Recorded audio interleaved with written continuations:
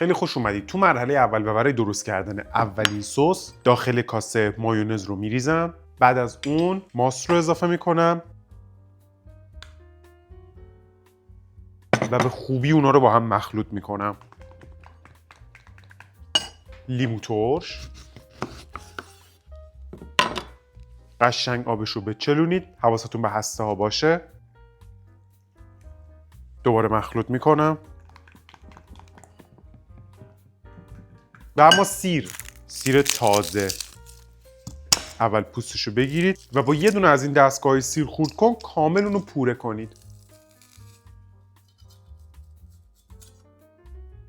نعنای خشک برای اینکه یک مقدار این سس رو خنکش بکنیم خیلی خوبه. فلفل سیاه و البته شیوید تازه. یه کوچولو ریزش میکنم، میریزم تو سس. قشنگ خوب اونو یه دستش بکنید. تست نمک انجام میدم. یکم میخواد. نمکش رو میریزم، دوباره مخلوطش میکنم و میریزمش تو یه کاسه.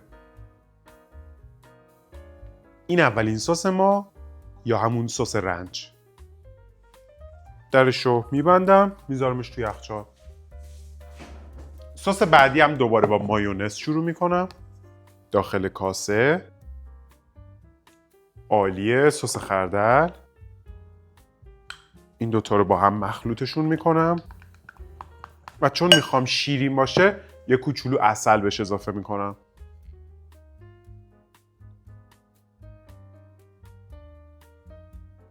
لیمو برای متعادل کردنتم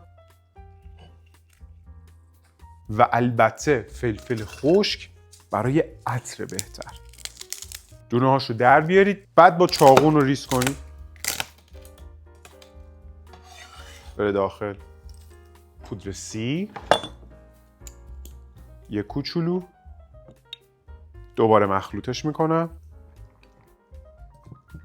و بره تو کاسه دوباره.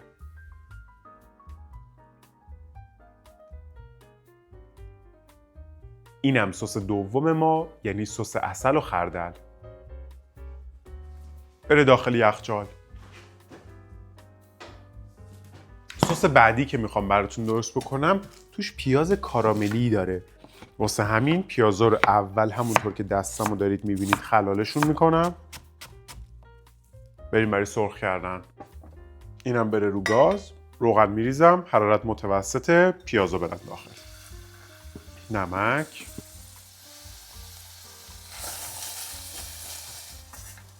روند سرخ شدن رو ببینید.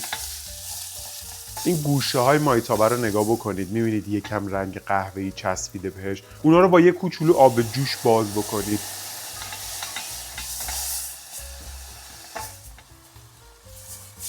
عالیه. خالیش میکنم تو ظرف.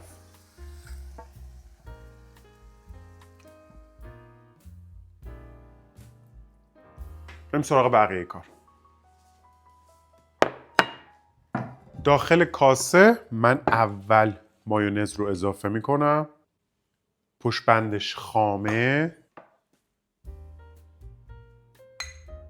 اول خب اینا رو یه دستشون میکنم و بعد جعفری.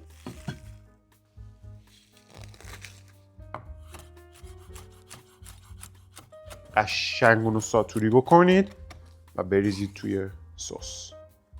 فلفل سیاه. عالیه.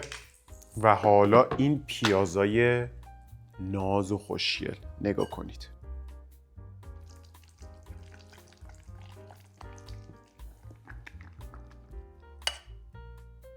میریزمش تو کاسه و خانم آقایون این شما و اینم دیپ پیاز کاراملی. اینم بذارمش توی یخچال. برای سس آخر که یک مقداری تنده من تو مرحله اول کره رو میذارم توی ماکروفر که آب بشه. برای ادامه سس کچاپ، سس فلفل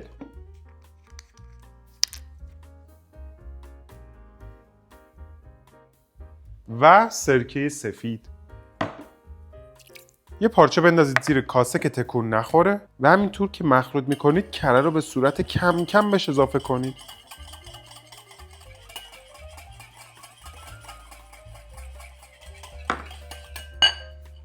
میبینید؟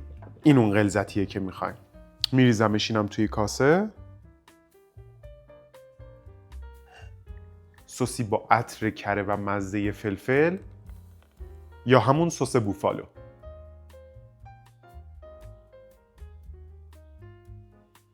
بقیهش دیگه خیلی آسونه. اول سیب زمینی رو ببینید چطوری خلال میکنم.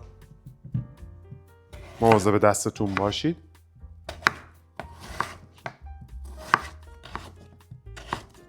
میریزمشون توی آب به همراه نمک که 5 دقیقه بجوشن و فر رو میذارم روی حرارت 210 تا به خوبی داغ بشه.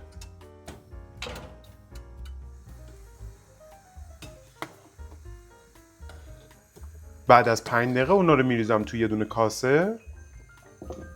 بهش فلفل سیاه میزنم، روغن زیتون،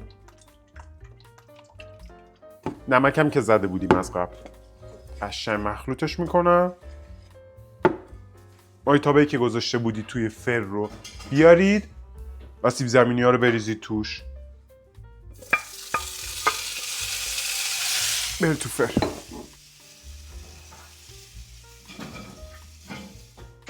نظرتون با یه چیپس خوب چیه؟ سیب زمینی پوست گرفته خشک رو قشنگ توی این ابعادی که دارید میبینید نازک برش بدین. چی کار میکنی کوکی؟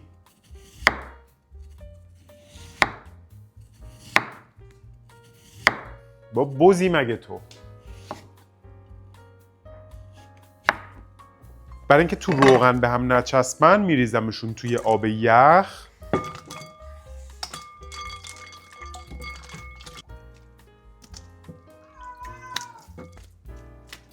و قبل از اینکه بریزمشون توی روغن داغ اونا رو به خوبی خوش میکنم.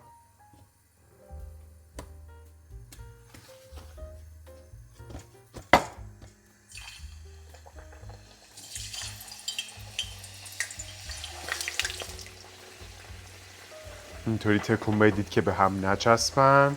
حواستون باشه. عالیه. حالا میارمشون بیرون و تا داغه بهشون فلفل سیاه و نمک میزنم. اینم از این آماده است. صداشو گوش کنید.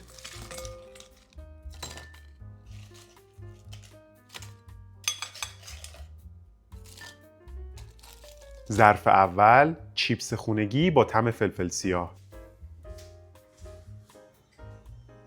اوه چه داغ سیب زمینی ها رو ببینید. میشنوید صداشو؟ اینم از سیب زمینی های کبابی. نگاش کنید.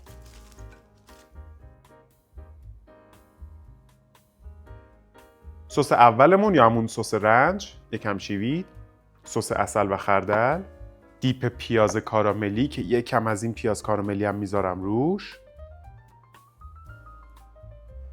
و اینم سس بوفالو. 4 تا سس تو سلیقه های متفاوت که شما رو شگفت زده میکنه.